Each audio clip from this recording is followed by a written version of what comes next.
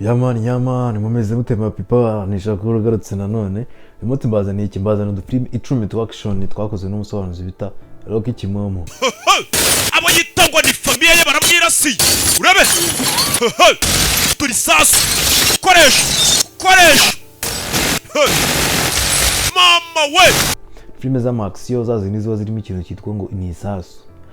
Niba ukunda iz'urukundo nazo nabakorera top 10 mwareba, ariko izi ngizi ni zimwe bita ngo nama action cyangwa se zimwe bita ngo nizigikorwa. Harimo amafilme menshi, harimo Air Force One, Down, The Tomorrow War, Extraction, Hunter Killer, The Gray Man, Roadhouse, John Wick, Land of Bad, Big Pa, Equalizer. Nabaza batonekera ku murongo nkurikije uko zirankinga cyangwa se uko abantu bagiye bazikunda n'uburyo zagiye zigira ubwamamare.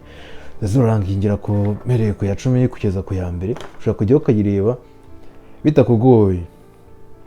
Ku mwanya wa 10 turasanga filme yitwa The Tomorrow War. Ku mwanya wa 10 turasanga filme yitwa The Tomorrow War. Tomorrow War ni filme abaharabayeho intambara, nkuko wenda nk'uyu munsi 2025 dushaka kumva twumva ngo hari kuhanga intambara ngo ya M23 ngo na n'igisirikare cya Congo. Noneho ariko urumva mu myaka ya kera ntibyabagaho. Noneho nabwo haba hari iki intambara igiye kuba izarimbura ikiremwa muntu, abantu bagatinya bakavuga ati bimeze bite. Noneho abantu bo mu icyo gihe cyahazaza bagasubira inyuma bakaza mu icyo gihe turimo, bakaza kubwira abantu dukeneye abasirikare kugira ngo duhagarike ino ntambara ntizabe. Abantu bo mu 2050 bagaruka mu mwaka baba barimo ko baba muri 2020 niba na kabiri sinibuka neza, kubera ko cya gikombe cy'isi cyo muri Qatar kiba kiri kuba cya kintu cyabereye muri Qatar. Bakagaruka inyuma bakaza kubabwira ati dukeneye abantu badufasha kurwana tugahagarika intambara izaba ahazaza. Barwana intambara mu icyo gihe na action barwana n'ama alien, igisasu kabisa. Igikorwa ni film yakozwe na Rocky, film nziza ushobora gustreaminga ugakunda. Ku mwanya wa 9 turasanga film yitwa The Gray Man. The Gray Man nta byinshi nyivugaho, imaze iminsi 2023 nibwo yasohotse. Ni film nziza wareba ya action y'umugabo, uriya mugabo wakinye filime yitwa Notebook, niba mumwibuka. Uriya mugabo wakinye Notebook niwe wayikinnye, aba ari umu acteur, ni sawa cyane, ushobora kujya ukayireba. Filime nziza ya action baba mugambana bashaka kumwica kuri amakuru bafite, ariko bikarangira atsinze abara acteur wayo. Ku mwanya wa 8 turasanga filime yitwa Roadhouse. Nta byinshi nyivugaho, filime nziza, icyo wayimenya irimo wa mukinnyi utera amakofi yitwa Mark Gregor. Harimo wa mukinnyi utera amakofi yitwa Mark Gregor ukina UFC, ugakina na boxing, akina ibintu byinshi cyane muramuzi. Ku mwanya wa 7 turasanga Air Force One, Down. Air Force One, Down ni filime yasohotse muri 2024 yakozwe na Rocky. Perezida bamusanga mu ndege agatoroka, ariko agatorokana n'umukobwa ubumurinda, bakarwanya ibyihebe nyine bakabasha indege barayishiye mutango ngo kugira ngo bari kurenga ikihebe, ibintu nk'ibyo ngibyo. Ariko ni ibintu bya action uyikunda ushaka kujya ukareba, ni film nziza irimo igikorwa.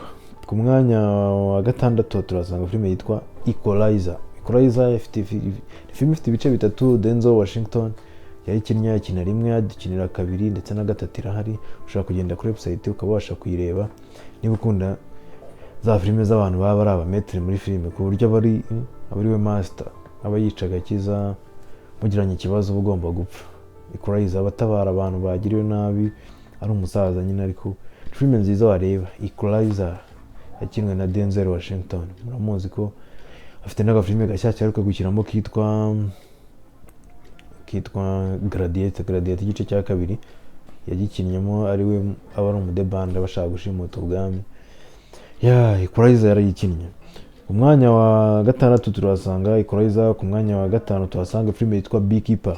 Beekeeper ya Jason Statham ni filime nziza cyane yakinnye umukecuru uba bituraniye ahantu mu cyaro, baramutorera bakamwiha amafaranga akamurwanira, akarwanya abo bantu nyine.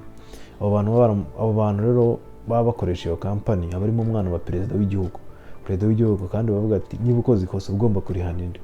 Bavuga ati rero no mu Beekeeper niba yatuze igihugu nta kundi mwana wanjye ugomba gupfa. Akagenda umwana w'umuboss akamwica, umwana w'umuperezida akamwica. Jason Statham cyangwa mwita Transporter. Ku mwanya wa 4 turasanga filime yitwa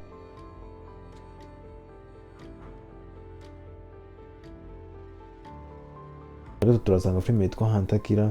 Hunter Killer yakinwe na Gerard Butler uriya wakinnye Law Abiding Citizen, yakinnye n'izindi filime nyinshi, yakinnye nka za Eagle Has Fallen, Angel Has Fallen, yarazikinnye izo ngizo zose. Bakwita Gerard Butler, yari ikinnye filime nziza cyane, ushaka kujyaho ukayireba ukenjoyinga na famille yawe ukaba wabasha gustreaminga. Ku mwanya wa kabiri turasanga filime y'ibihe byose yitwa Extraction yakinnye na Chris Hemsworth niwe wayikinnye. Ifite igice cya mbere ikajya n'igice cya kabiri na action, yo nta byinshi nyivugaho, ni nziza cyane, ushobora kujyaho ukayireba ariko no kubatindira. Tujye ku mwanya wa mbere. Ku mwanya wa mbere urakeka ari iyo filime. Mwanya wa mbere filime yitwa John Wick Baba Yaga. Ugeze wumva inkuru za Baba Yaga, John Wick nta byinshi mvuga, 1 2 3 4 zirahari. Genda kuri website tuzirebe, n'indi washakuru.films.com cyangwa se ukajya ku giti za kwa Junior no wazireba kwa Rocky ushobora filme agasobanurifilms.com. Terwa naho ukunda cyane hakoroheye kureba, terwa naho ukunda cyangwa kureba. Komeze mugire umunsi mwiza, weekend komeze babere nziza, Imana ikomeze kubarinda. Yari Shakuru wanyu, ciao.